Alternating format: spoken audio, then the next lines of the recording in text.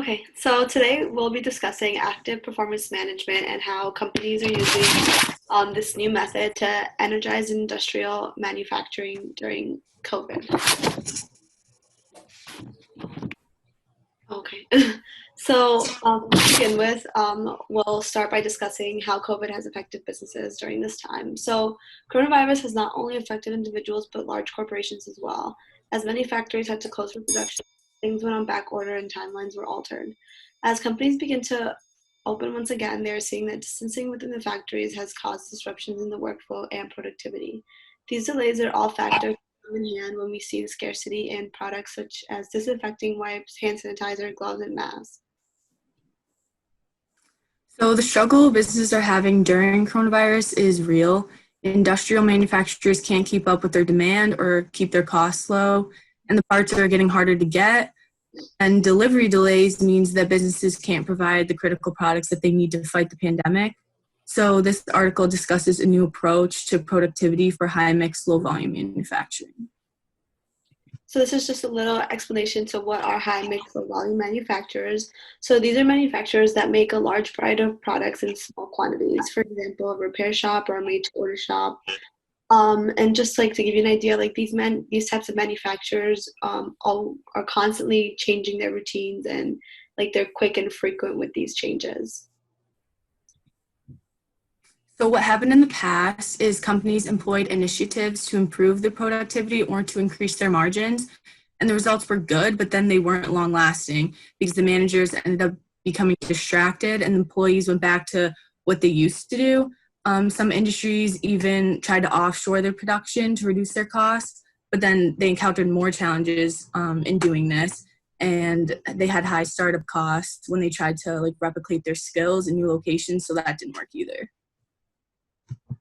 So what is the new approach to productivity? So this basically talks about active performance management, also known as APM. So this new approach may provide long-lasting gains than did previous methods, and a new approach to increase productivity through real-time accountability and tracking progress through each employee every day. So what is active performance management? It's basically a more recent approach into improving management. And so there's three parts to it. The first part is real-time performance visibility. The second part is daily performance planning. And then the last part is end-to-end accountability. So to start off with the first part, real-time performance visibility. So many high-volume companies use key performance indicators, which are reviewed weekly or monthly because their variability is low and processes are predictable. So this may be adequate for them, but does not provide real-time visibility into performance, which is needed in high-mix factories. Without real-time transparency, they are unable to address issues as they occur, so the issues grow. APM breaks up shifts into 2 to 3 hour blocks. Each block has production targets and supervisors receive performance information at the completion of each block. They then can flag problems and identify causes immediately. So issues can be addressed immediately, and the quicker they are addressed, the quicker they are solved. Problems are logged into a database, and then the supervisors review them and then assign them to one of their employees or owners, as they call them.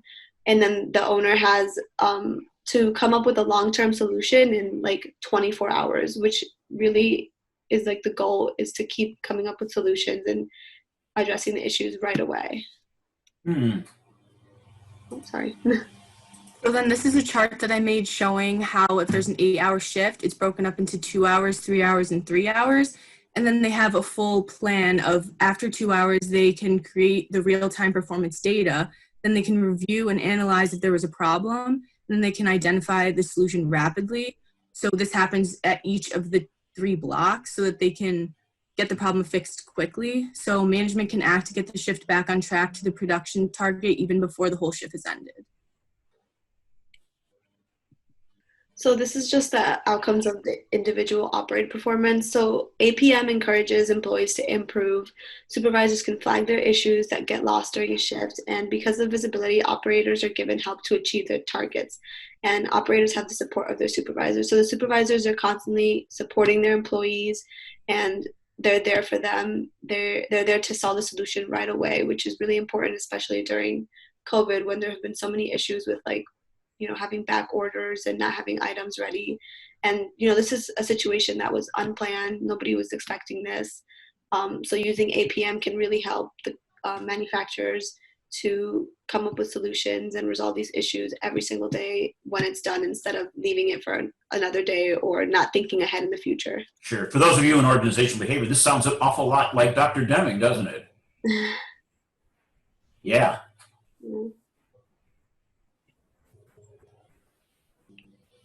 So visibility of performance to all employees. Under APM, all employees, not just managers, have complete visibility into performance. What does that mean? So you are constantly always seeing, we didn't add the chart in here, but in the article there was a chart where they have in the database that we spoke about earlier, they log in all the information at, like, during all the breaks, and it shows every worker and what they've done, like the issues, if they were resolved, like how they're, I'm just gonna pull up the image of the article. I'm just gonna do that. Basically, just to make sure that all employees know where they are, as well as the managers, because if only the managers knew, like, that wouldn't really help anybody if they didn't know where they were. This is the image, so it just shows the target of it and the operator. So it shows like how efficient they were during the day, and like what the cause of the issue was, and who, like, it makes sure that you're always seeing the issues and who's resolving them, and it keeps everybody on track instead of people, slacking or not paying attention to these issues right away. But what's really happening, it's not just posting, but it's what the issue is, what the root cause is, and what the solution is. So it's not focusing on the individual, it's focusing on what the underlying problem is. Yes, but it's also it's also keeping track of each worker and how they're resolving these issues, and showing how they're solving it and everything. So it's really a method that's trying to keep everybody on their toes and making sure that everybody resolves these issues the day of, instead of leaving it for a month ahead when they have more issues to worry about or more products to produce and stuff like that. Do you think this would work in a classroom if I did that? If I created a board like that? It might be able to. I think you might depend on the class. I don't know. We'll think about that one. Maybe, like, so that everyone would feel like accountable, I feel like. Yeah. Okay. This is also a method that, yeah. Sorry. No, go on. So the companies need a rigorous approach of production planning, and industry leaders need to understand the importance of planning ahead and looking onto the future instead of focusing on day-to-day productions. So the second step to APM is daily performance planning. So many productions planning at many plants include sending daily targets to the schedule and shop floors.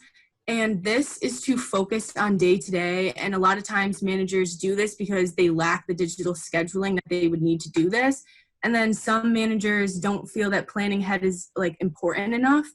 But with high mix, low volume industries, they need long-term planning, because if they don't have it, or they need long-term planning weekly or monthly so that they're ready. Say they made 3 widgets today and tomorrow they need to make 20. They need to be ready for that instead of just focusing on one day. They need to be ready for what's going to happen tomorrow. So this is also important because staffing varies. If you have different people, they're not going to know what's going on. And then otherwise, if there's too few or too many employees, it's going to get off track. If they are making 3 widgets one day and 20 another, they need more people. They need to plan ahead to see how many more employees they're going to need to make those extra widgets. And then this could also supply bottlenecks if they didn't have enough employees. Okay.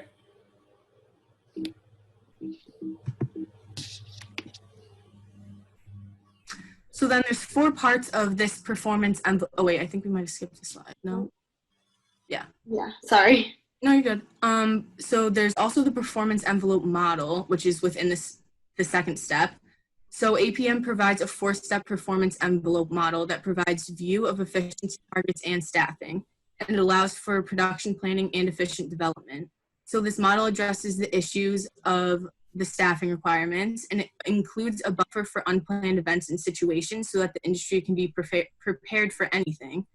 And then this 4-step model also focuses on the supervisors demand a week ahead so that the information is analyzed and translated. So then there's 4 parts of the performance envelope model. The first part is to load and schedule into the staffing model. And this means that supervisors examine demand for the week ahead for a single production area instead of all together by using the delivery dates and the needed stock levels. And then the second step is overlay projected backlog, which means that the information is translated to the product types and the quantity of output for each of the production lines.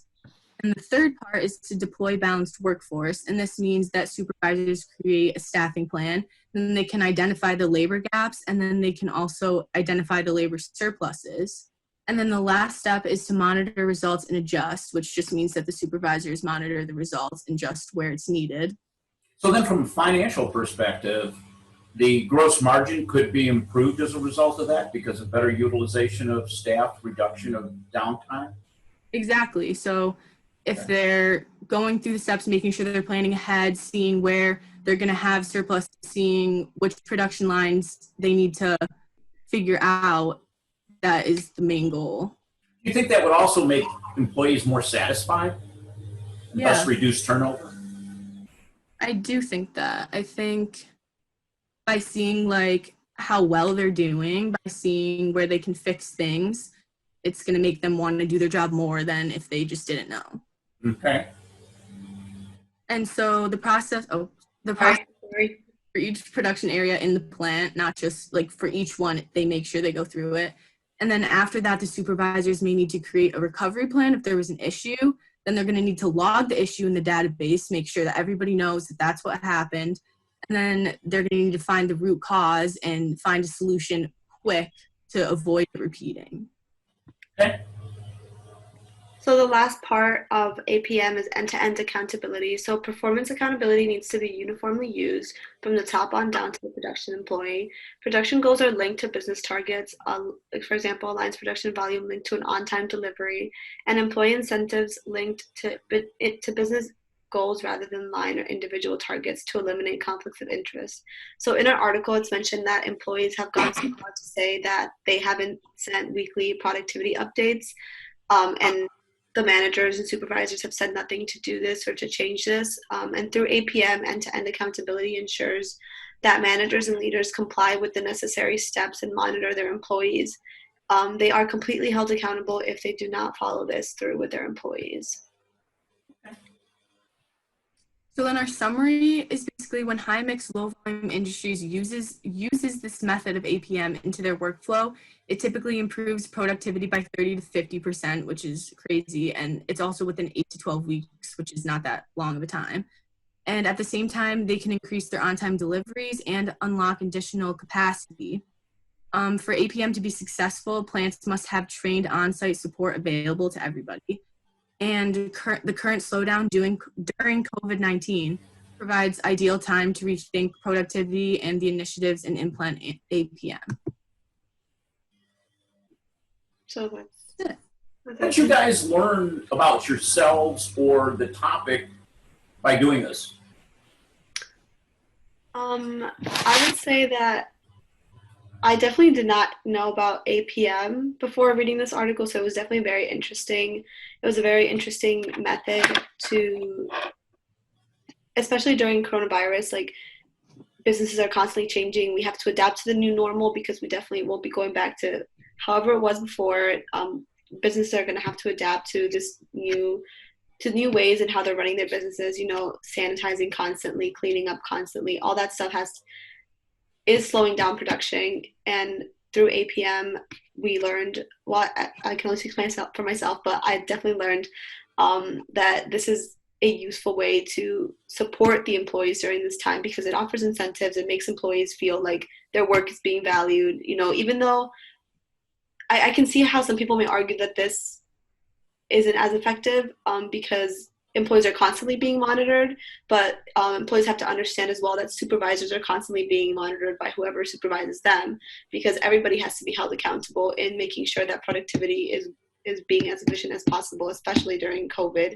And we don't know how long this is going to last. So everybody has to be on their A game, and companies need to go back to producing um, as much as they were before, given the circumstances, or as much as they can. Yeah. I think honestly, like you don't really realize that like the opposite of high mix, low volume would be high volume, low mix. You don't realize how like different they are, I guess, because with high mix, low volume, like they're producing a bunch of different things um, at like a low, like they're not, a lot of them aren't the same. Whereas if you have a company where they're producing a ton of the same thing, there's not going to be as many problems because they get good at what they're doing. They know exactly what they need to do. They can eliminate the problems quickly. Everything's fine. But with this, you're creating a bunch of different things and you need to be ready for problems because that's what's going to happen when you have a bunch of different employees working on a bunch of different things every day. And yeah, I think that opened my mind to like, there's like very specific things within businesses that I didn't think about before. So now, for those of you that have been watching or joining in on these conversations, how do you think this fits with the other conversations of the morning? I feel like this is a very effective way of handling a business, especially like you guys were mentioning that has the high mix, so a lot of different products. It seems like the company is kind of a multitasker. And I feel like having people held to an accountability, not only just for themselves, but to make sure that the company is running efficiently, will help people continue to work as hard as they can. I know, like, personally, like, if I think about myself in like a group setting for like a project, I'm going to make sure that I get the work done for the project within like good time, make sure it's right to, for not only myself, but like respecting my partner as well and making sure that I'm doing my job when, maybe if it's for just for myself, I might let something go off to like maybe the last minute, which I feel like you can see sometimes with employees, and like that could lead to inefficiencies, especially like time and money. So I feel like this is a really great system, especially for our current, the pandemic, where companies really have to focus in on efficiency and making sure that they're able to produce as much as possible to increase their revenue after going through the lockdown and the decrease in production. Okay. I definitely agree with Paige, and I think that it's really important. And I think maybe for every business, there should even be a productivity course before you even start to learn how to work. Because if you learn your work and then you have to relearn how to be productive through that work, it's almost like you're doing an extra step. It's like the same thing with extra steps. But if you're productive and you stay productive, I think that's an invaluable life lesson, Sure. and you could just take it throughout your whole career in anything you do.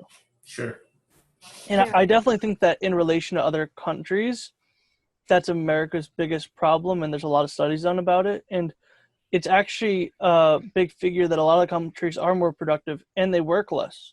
So maybe it really is the style that Americans are trained, and maybe not doing the most things the most effectively, but that could also be because we're overworked. That could be another thing as well. I also definitely think like, especially with manufacturing companies, organization is key. And this is a great way to keep your supervisors organized and a great way to keep all the employees organized because, like during coronavirus, like things were put on back order, things were late. I know like, my family and I, we were buying bicycles and if they didn't have our size, they said we probably won't be getting it till August. So it's just those type of things that make people not want to buy there anymore or go to somewhere else and, lead other people to choose businesses elsewhere. Customers canceling orders, which is a big issue now. So businesses really need to find a way to keep their customers. Okay. Good. Any other thing? Can you just go back to just stop sharing for a moment?